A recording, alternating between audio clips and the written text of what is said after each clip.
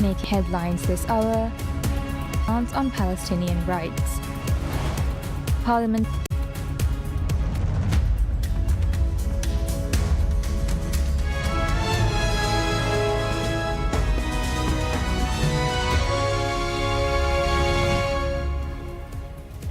Bismillahirrahmanirrahim. Assalamu alaikum and welcome to PSM News in English with me, Minha Maroof.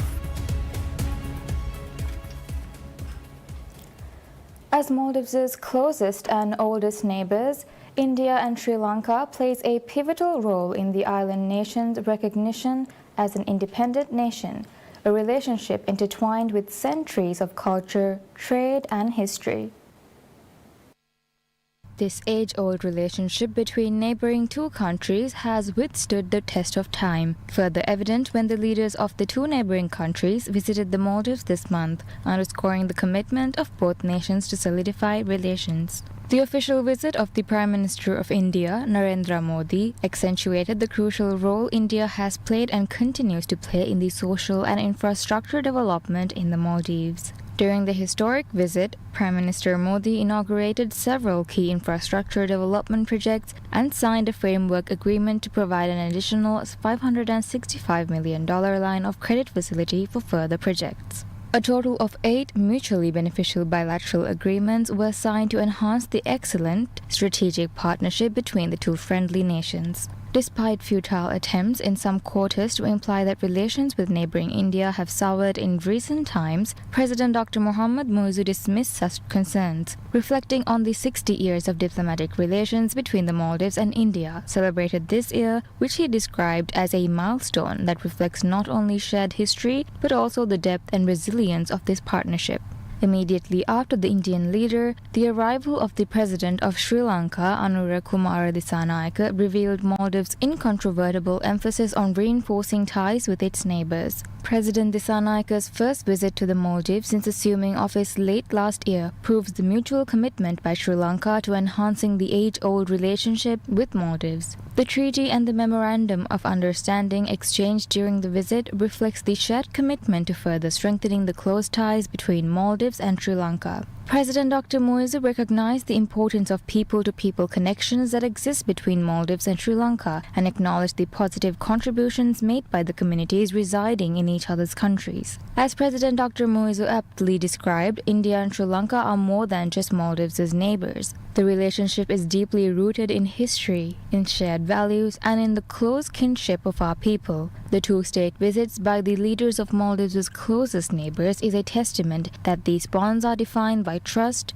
mutual respect, and enduring friendship. Muslims across the world grieves for the plight of their Muslim brothers and sisters. This unity is none more evident than the suffering of the Palestinian people in the hands of the occupying forces of Israel. Maldives, as a 100% Muslim nation, has been a staunch voice against the unlawful occupation of Palestinian lands by Israel and the ongoing atrocities committed against its people. Maldives for decades has been unwavering in its support for justice and the right of the Palestinian people for independence and sovereignty. This voice has grown even louder since President Dr. Mohammad Muizzu took office in November 2023. Maldives' efforts in the global arena in defense of Palestine and to put an end to the genocidal acts of Israel has been taken to greater heights. In the past 18 months or so, Maldives has consistently ranked among the most vocal nations on the Palestinian issue, especially the genocide in Gaza, issuing a substantial number of statements across international forums. The significance of these declarations, noting that sovereign pronouncements, irrespective of a nation's size, can command attention on the world stage, and despite its limited geopolitical influence, Maldives' diplomatic efforts have contributed to meaningful shifts in international discourse. Diplomatic efforts have accompanied the legislative move to bar entry for holders of Israeli passports, a resolute and principled stance in the island nation's history. To complement dialogue and policy action, the government had spearheaded a national fundraising campaign to provide financial assistance to Palestinian Muslims.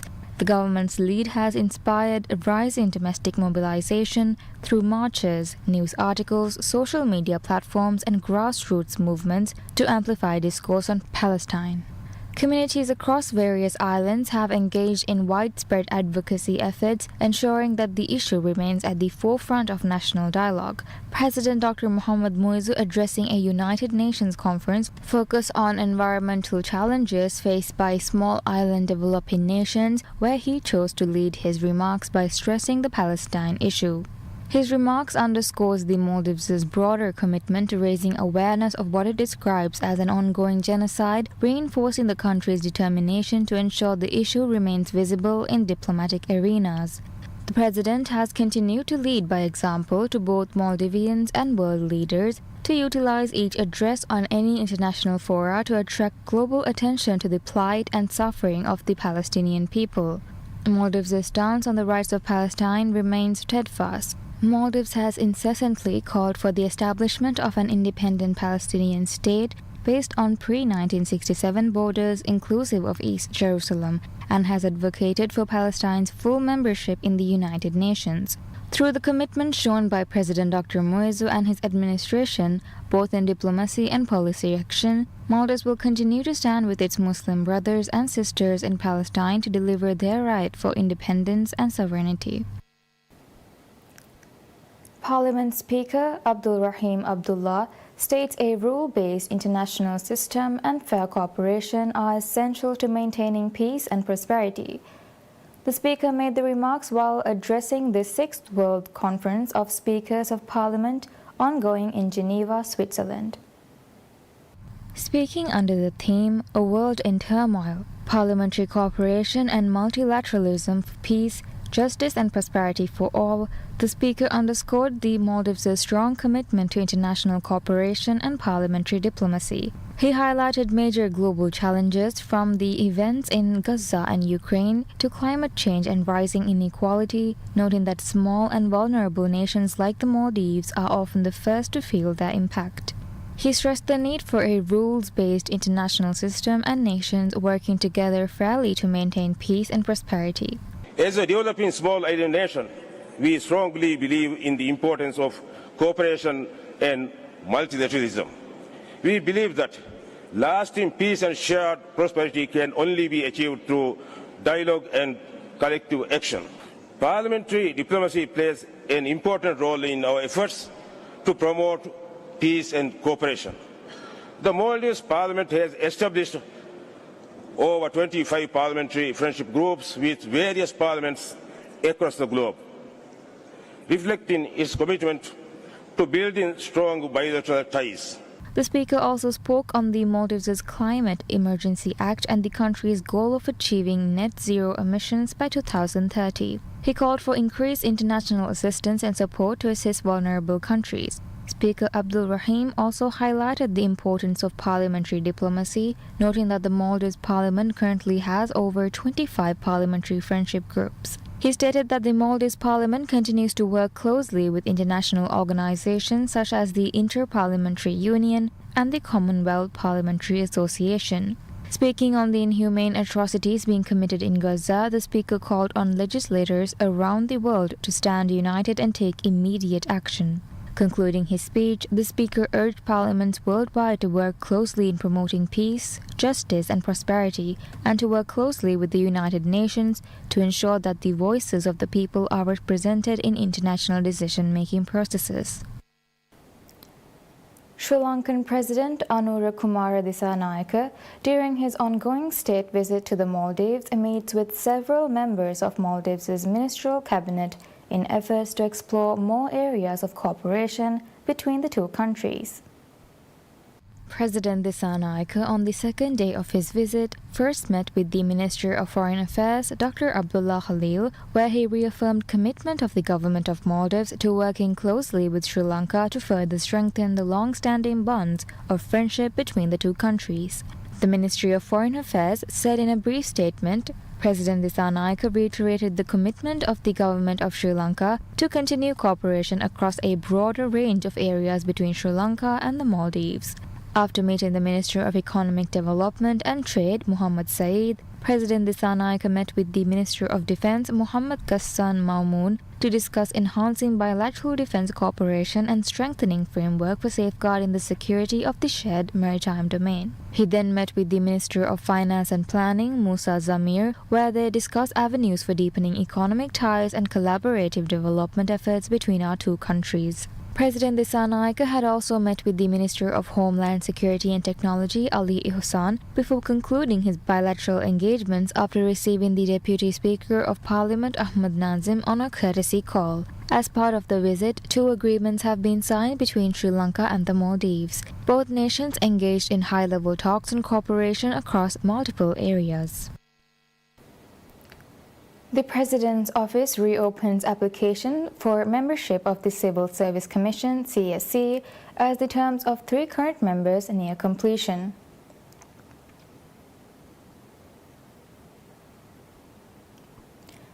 According to the President's Office, applications will remain open until noon on Tuesday, 12th August 2025. Applications will be accepted on working days and 12 noon until the Office website. To be eligible, applicants must be a Maldivian citizen aged 30 or above. Applicants must not have been convicted of a Hadd offense under Islamic Sharia or a criminal offense within the past 5 years.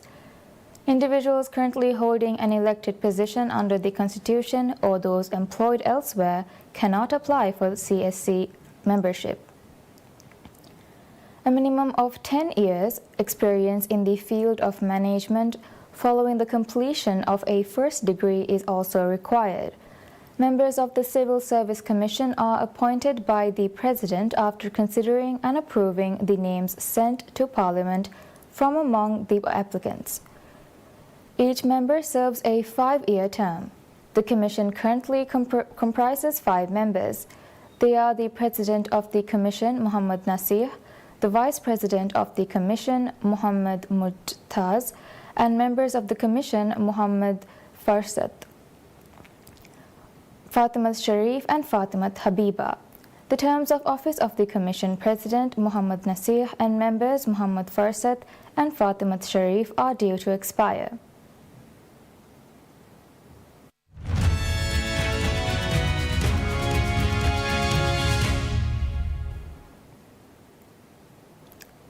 U.S. President Donald Trump says that a trade deal with India is still not finalized, despite months of negotiations.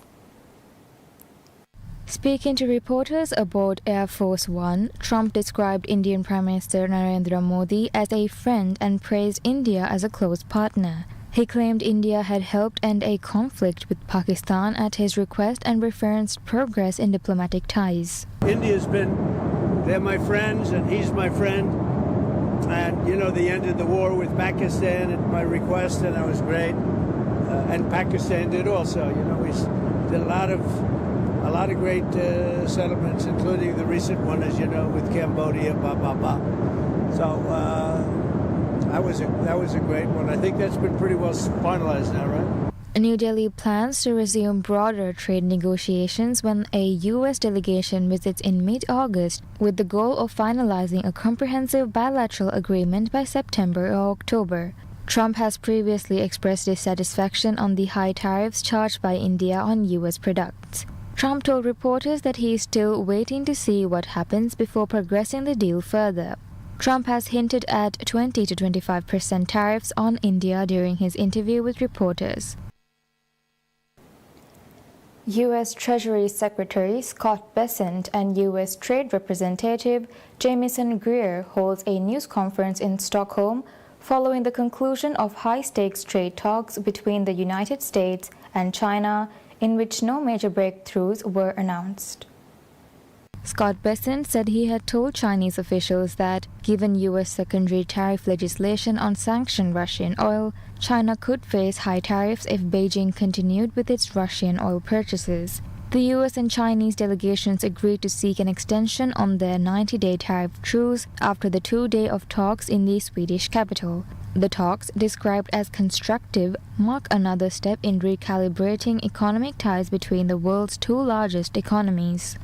We expressed our concern for their purchases of sanctioned Iranian oil, of which they buy about 90%.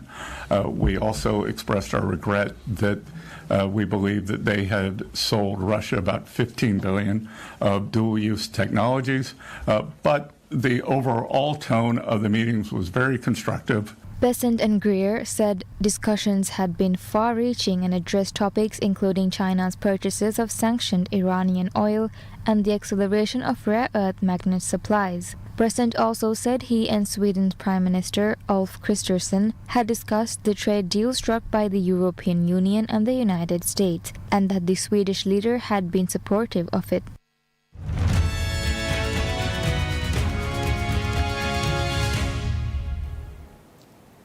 Britain's Foreign Secretary David Lammy tells in an international conference at the United Nations that Britain will recognize Palestinian state in September if Israel doesn't end its military campaign in Gaza and commit to peace. Following David Lammy's comments, British Prime Minister Keir Starmer also said that the United Kingdom will recognize a Palestinian state by September unless Israel commits to peace in the Gaza Strip, stopping the annexation of the West Bank and other measures. The official Palestinian Wafa news agency reports that Palestinian Prime Minister Mohammed Mustafa, who met with Britain's Foreign Secretary in New York, said he welcomed Britain's move. You will just have seen my statement to the UN General Assembly. What I laid out is that the United Kingdom is now on a pathway to recognise the state of Palestine in September before UNGA. We have always believed that there is no better vision for the future of the region than two states. I'll let my words earlier speak for themselves. According to David Lammy, UK is scheduled to recognize the state of Palestine when the UN General Assembly gathers in September in New York. Russia's regional governor asks for calm as a powerful magnitude 8.8 earthquake struck off Russia's far eastern Kamchatka Peninsula, generating a tsunami of up to 4 meters, prompting evacuations and damaging buildings. A tsunami with a height of 3 to 4 meters, 10 to 13 feet, was recorded in parts of Kamchatka, Sergei Lebdev, a regional minister for emergency situations, said, urging people to move away from the shoreline of the peninsula. The U.S. Geological Survey said the earthquake was shallow at a depth of 19.3 kilometers and was centered about 125 kilometers east-southeast of Petropavlovsk-Kamchatsky, a city of 165,000 along the coast of Avachar Bay. It revised the magnitude up from 8.0 earlier.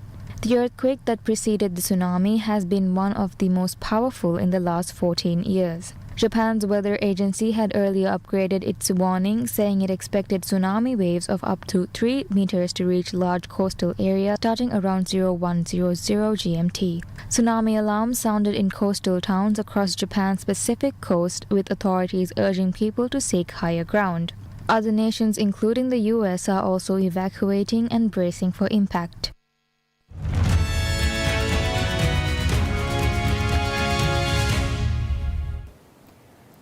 Manchester United takes to the training pitch ahead of their pre-season match against Bournemouth in the United States' second city. The Red Devils made a winning start to their tour of the US, defeating West Ham 2-1 with the new signing of Matheus Cunha seeing 65 minutes of action. The 26-year-old Brazilian forward joined from Wolves at the start of the transfer window, with United also concluding a deal for Cameroon international Brian Mumbua from Brentford before travelling stateside. Head coach Ruben Amorim, who took charge in November, guided the 20-time English champions to just 7 wins in 27 league matches as United endured their worst campaign of the Premier League era, finishing 5th in the standings. They also missed the chance to qualify for the Champions League through the back door as they lost the Europa League final 1-0 to Tottenham Hotspur. After Wednesday's match against Bournemouth, United will travel to Atlanta to take on Everton on August 3rd before returning home to face Fiorentina at Old Trafford on August 9th. They begin the new Premier League season against Arsenal on August 17th.